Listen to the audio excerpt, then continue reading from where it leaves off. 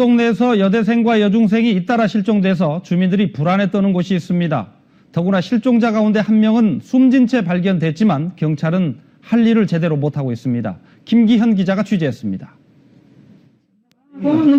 지난 8월 8일 오후 19살 장윤정 양이 남자친구를 만나러 나간 뒤 소식이 끊겼습니다. 지난달 22일에는 같은 동네에 사는 15살 김모 양이 친구들을 만나러 나간 뒤 역시 실종됐습니다. 실종된 김 양은 어제 칠곡군 기산면 낙동강에서 숨진 채 발견됐습니다.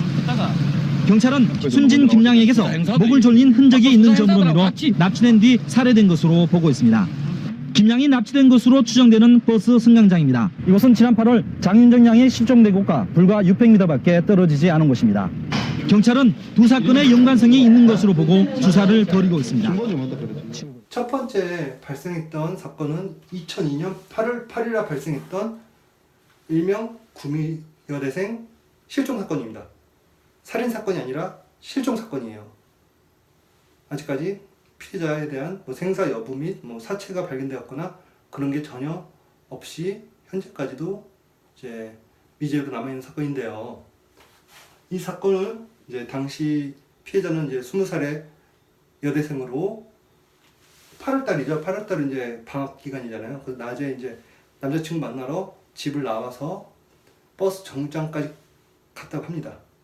버스를 타서 이제 남자친구를 만났어야 하는데 버스 정류장까지 간다는 행적만 있고 그 이후에는 전혀 어떠한 행적도 발견되지가 않았습니다.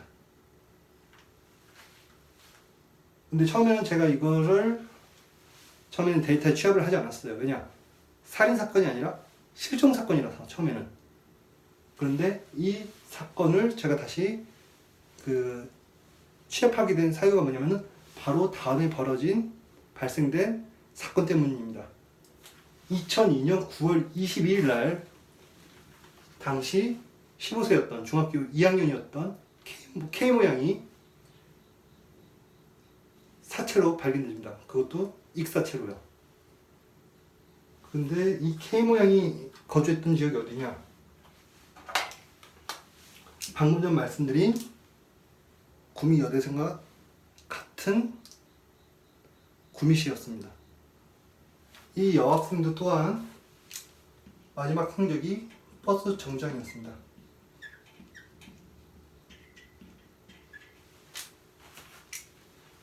이 두 버스 정류장 간의 간격은 직선거리로 700m밖에 되지 않았고요. 두 사건의 또 공통점이 뭐냐면은 피해자의 휴대폰이 전원이 꺼진 방향이 원래 피해자가 가고자 했던 방향이 아니라 반대 방향에서 휴대폰이 마지막으로 꺼졌다고 합니다.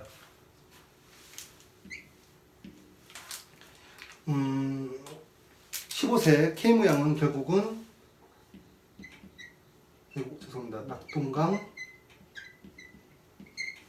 이제 익사체를 떠올라가지고 그렇게 발견이 됐다고 합니다.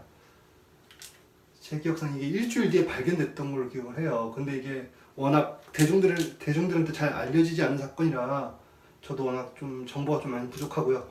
확실한 거는 2002년 9월 22일 날 15세 K양이 사라졌고 약 일주일 뒤에 익사체로 발견됐다. 이 둘 간의 사건에 대한 공통점이 굉장히 많아요. 버스 정류장에서 사라졌다는 점, 그리고 같은 구미시라는 거, 그리고 피해자 유형이 역시 10대, 20대 안에 묶인다는 거. 그래서 이거는 우연의 일치이겠구나 라고 생각을 했습니다. 이때까지만 해도요. 제가 2002년도 사건 자료, 이 두 사건 자료 모았을 때까지만 해도 그저 우연이겠지라고만 생각을 했습니다. 하지만 그 단순한 생각은 2003년도, 2004년도 사건들을 모으면서 파일을 모으면서 2002년도에 그 우연에 대한 내용은 저에게 굉장히 큰 충격으로 다가왔습니다. 제가 2002년도 사건 이후에 입수한, 그러니까 이제 취합한 사건은요, 많은 분들이 잘 아시는 사건이죠. 포천 여중생 살인사건이었습니다. 2003년도 11월 5일에 발생했던 경기도 포천에서 발생한 여중생 변사 사건이었습니다. 당시 피해자는 15살의 중학교 2학년 학생이었고요. 이 사건이 왜 많은 분들이 기억을 하냐면은 사체 발견 당시 손톱과 발톱에 매니큐어가 칠해졌기 때문에 굉장히 엽기적인 사건으로 기억을 다들 하고 있습니다. 우선은 그 피해자는 배수로에서 발견이 됐어요. 배수로에 잘 이렇게 박스에 무슨 텔레비전 박스였던 걸로 기억해요. 텔레비전 그 포장한 그 박스를 배수로로 막아서 한동안 그 사체가 발견되지 못하도록 좀 엄폐를 한, 좀 노력을 한 그런 사건으로 기억을 합니다. 네. 그래서 저는 지난번처럼 그 2002년도 사건처럼 이 사건이 벌어지기 전에 그 앞전에 같은 포천시에서 또 사건이 있지 않을까라는 생각하에 자료를 모으게 됩니다. 아니나 다를까 2003년 8월 달에 그 정확히 발생 일자는 미상이에요. 왜 그러냐면은 당시에 발견됐던 사체가 너무 부패해가지고 신원조차도 확인이 되기 어려웠던 상황이고 지금도 신원이 파악이 안 돼서 전혀 사건에 대한 진척이 없는 그런 사건이 하나 있었습니다. 역시 같은 경기도 포천시에서 발생한 사건이고요. 사체가 어디서 발견됐냐면요. 저수지 인근에서 발견되어집니다. 저수지 인근에 그 풀들이 많잖아요. 근데 거기 굉장히 습하잖아요. 저수지 인근이. 그리고 8월달이면은 장마철이에요. 굉장히 부패가 빨리 이루어질 수 있는 그런 환경에 그 사체 유기 장소였습니다. 그러다 보니까 도저히 이건 뭐 신원조차도 파악하기 너무 어려웠고 이 사건 또한 신원 자체가 밝혀지지 않다 보니까 사건에 대한 진행이 거의 없었고 대중들한테도 잘 알려지지 않은 사건이었습니다. 자, 이제 왜 제가 방금 전 말씀드린 구미 사건의 그 우연이 왜 공포로 다가오는지 느껴졌을 겁니다. 2002년 같은 해 2002년도에 경북 구미시 2003년도에 포천시 같은 해에 같은 도시에서 같은 나이대 피해자 유형으로 사건이 발생했다는 겁니다. 뭐 여기까지는 또 우연일 수도 있어요. 아, 구미는 구미고 포천은 포천이겠구나 라고 이렇게 또 생각을 할 수가 있습니다. 그리고 2004년도 자료를 모았을 때 물론 제 기준입니다. 우연이라는 요소가 3번이 발생했을 때는 이거는 우연이 아니다. 이건 뭔가 인위적이다. 뭔가 그 짜여진 각본에 의한 그런 현상이다 라고 저는 그렇게 생각하고 있습니다. 네, 이제 그 우연에 대한 3번째, 4번째 그 우연을 설명드리도록 하겠습니다. 여러분도 우연이 3번 이상 나타난다. 그러면은 이걸 우연으로 받아들이기 어려우실 거라고 생각되어집니다. 2002년 경상북도 구미시에서 2번의 사건이 발생되어집니다. 2003년 경기도 포천시에서 역시 2번의 사건이 발생되어지고요. 이 4사건이 모두 10대 중반부터 20대 중반 사이의 여성이 피해자였습니다. 그리고 2003년도 이듬해였던 2004년 10월 9일날 충청남도 천안시에서 고등학교 1학년이었던 박모양이 방과 이후, 그 학교가 끝난 이후 물론 이제 시내를 좀 배회했지만 그 뒤로는 집을 들어가지 못했습니다. 귀가를 하지 못했습니다. 그 뒤로 지금까지도 그 어떠한 생사 여부도 확인되지 않고 있으며 이 사건을 통상 천안 여고생 실종 사건이라고 부르고 있습니다. 마지막으로 목격된 장소는 버스 터미널이었습니다. 이 천안 여고생 실종 사건이 발생하고 나서 약 한 달 뒤인 2004년 11월 15일 날 같은 학교, 박모 양과 같은 학교 여학생이었던 2학년, 고등학교 2학년이었던 학생이 아파트 단지에서 성폭행 당한 모습으로 변사체로 발견되어집니다.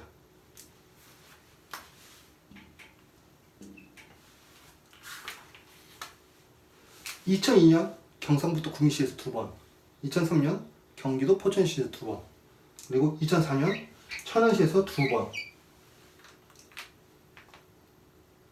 근데 2005년도에는 이런 패턴이 나타나지 않았어요. 아이러니하게도 2004년 11월 15일 날 발생했던 사건의 유력 용의자가 자살을 하게 됩니다. 사망을 하게 돼요. 그것도 좀 약간 소름이 끼치네요. 이 사건의 유력 용의자, 그러니까 앞전 사건하고 상관없이 경찰은 이 성폭행 그러니까 그 체내에 묻어있던 그런 정액을 통해 가지고 나중에 최종적으로 이 사건의 용의자가 범인이라는 걸 이제 확인했지만 이 용의자가 결국은 사망을 하게 돼요. 자살을 하는 바람에요. 이 사건 이후로는 이런 패턴이 나타나지 않았습니다. 같은 도시에서 2번씩 그 사건이 발생하는 패턴이 일어나지 않았습니다. 그런데요, 이 사건, 그러니까 천안에서 발생된 이 2개 사건 사이에 지난번 그 사건 프로파일링 하였던 화성 여대생 사건이 요 시기 사이에 발생하게 되어집니다. 제가 이 사건을 왜 여기다 넣냐, 사건의 전반적으로 봤을 때 뭔가가 또 하나의 이 우연의 교집합이 이루어지는 사건이라고 할 수 있습니다. 뭔가 이 사건 전반적으로 봐서 이 7개 사건을 전반적으로 보면요, 교집합들이 있어요. 첫 번째 사건 버스 정류장, 두 번째 사건 버스 정류장, 그리고 다섯 번째 그 2004년도에 발생한 천안 여고생 실종 사건도 버스 터미널이 마지막 목격 장소였고요. 화성 여대생 사건도 버스 정류장이 마지막 목격 장소였어요. 제가 뭐 버스 정류장이라서 이거를 화성 여대생 사건을 여기다 넣은 게 아니라 천안 여고생 사건의 경우 다음날 유류품이 발견되어지는데요. 마치 전시하듯이 나열하듯이 좀 발견되어집니다. 그런데 같은 달 2004년 10월 같은 달이죠. 2004년 10월 화성 여대생 사건도 다음날 유류품이 전시가 되듯이 발견되어집니다. 뭔가가 조금씩 그 교집합들이 좀 있다는 거, 공통점이 있다는 게 좀 희한하죠.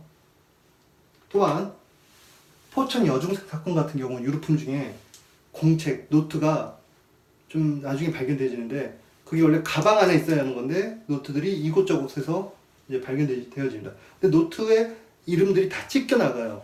이 찢은 거를 범인이 예를 들어서 그 트로피 목적, 그러니까 뭐 어떤 분들은 전리품이라는 표현도 쓰는데 저는 그런 표현을 안 쓰고 싶고요. 전리품이라는 거는 이제 어찌 보면 범인을 무슨 장군으로 좀 취급하는 거잖아요. 뭐 긍정적으로 그런 표현보다는 트로피가 더 맞다고 보고요. 그냥 기념화시키기 위한, 자신의 그 범행을 기념화시키기 위해서 찢은 건지 아니면은 유류품이 발견돼도 그게 누구의 유류품인지 알 수 없게 하고자 그걸 찢은 건지는 확실히 알 수 없지만 어쨌든 이름과 관련된 내용 부분이 다 찢겨 있었습니다. 그런데 천안 여고생 사건 같은 경우도 유류품에서 발견이 안 된 게 있어요. 교복, 속옷, 운동화, 안경 다 발견됐는데 발견이 안 된 게 있습니다. 명찰이에요. 명찰은 발견되지 않았어요. 희한하게. 참 희한하죠. 그리고 자, 두 번째 사건서부터 보면은 사체 발견지가 낙동강, 저수지, 배수로. 물론 천안 여고생은 발견이 안 됐지만요. 그 사체가요. 그런데 다 물하고 관련돼 있고요. 이 세 개는 낙동강, 저수지, 배수로. 뭔가 물하고 관련이 있고요. 천안 여고생 같은 경우는 유류품들이 다 물에 흠뻑 젖은 상태에서 발견됐어요. 화성 여대생 같은 경우는 물론 이제 야산에서 발견됐지만 야산 근처에 역시 저수지가 있었다는 거. 이런 걸 보면 또 전반적으로 보면 또 뭔가 교집합이 아닌 교집합이 보이네요. 네. 근데 이 사건에서 정말 제일 희한한 거는 정말 이게 다 동일범이다, 이게 다 동일범이다 하면은 결국 마지막 사건이 제일 희한하다고 할 수 있죠. 결말이 용의자가 사망했다는 거. 그 뒤로는 좀 유사점 가질 만한 그런 미제 사건이 없었어요. 그 뒤로는요. 물론 2005년에서 6년 이 시기가 넘어가면서 대한민국 과학수사는 급격하게 발달해가지고 검거율이 굉장히 높아집니다. 거기다가 2000년도 후반을 넘으면서 CCTV 대수도 엄청 많이 늘어나게 되어지고요. 지금은 거의 법인의 검거에 큰 기여를 하는 게 과학수사보다 어찌 보면은 CCTV라고 할 수 있습니다. 그래서 이제 혹시 만약에 뭐 이게 같은 동일범이 아니어도요, 아마도 이 사건의 범인들이 다른 사건에 의해서 이미 검거가 되지 않았을까 그런 생각도 합니다. 네. 자, 구미, 천안, 화성 이렇게 보면은 또 어떤 분들은 이 얘기를 하시더라고요. 뭐 반도체, 그 특정 회사 반도체 공장이랑 관련이 있는 거 아니냐 이렇게 또 얘기를 하신 분도 계시더라고요. 구미, 천안, 화성 생각해보니까 그러네요. 어떤 특정 회사의 반도체 공장이랑 좀 관련 있는 도시이고, 전부 다 중소도시예요. 대도시가 하나도 없어요. 그렇다고 군도 없어요. 그러니까 완전 이제 그 지방이라 부를 수 있는 군 단위도 없고 다 중소도시에서 발생한 사건입니다. 그리고요, 마지막 사건을 제했을 때 8월 8일부터 11월 5일은 24절기상 우리가 추나 추동이 있잖아요. 그러면 가을에 해당되는 그 기간에 발생이 되어집니다. 마지막 사건만 이제 입동이 이미 지나고 나서 그 시기에 발생되어진 사건이고요. 나머지는 다 그 8월 7일서부터 11월 7일까지가 이 가을 기간이에요. 24절기상. 그때 다 발생했던 사건입니다. 뭐 껴맞추면 뭐 이것저것 다 껴맞추다 보면 뭐 당연히 교집합이 나오죠. 그런데 확실히 이 전반적으로 봤을 때 제일 희한한 건 그거죠. 같은 해에 구미시, 그러니까 2002년도에 구미시 2개, 2003년도에 포천시 2개, 2004년도에 천안시 2개, 이런 식으로 10대 중반서부터 20대 중반에 피해 여성들이 나타났다. 그게 가장 지금 제가 써놓은 사건의 가장 큰 미스테리라고 할 수 있습니다. 다음 시간에는요, 약속한 대로 충북 영동 여고생 살인사건에 대해서 프로파일링 하도록 하겠습니다. 오늘도 끝까지 이 영상을 봐주신 모든 분들께 감사드리겠습니다. 이상 언파이어팀 김심판이었습니다. 감사합니다.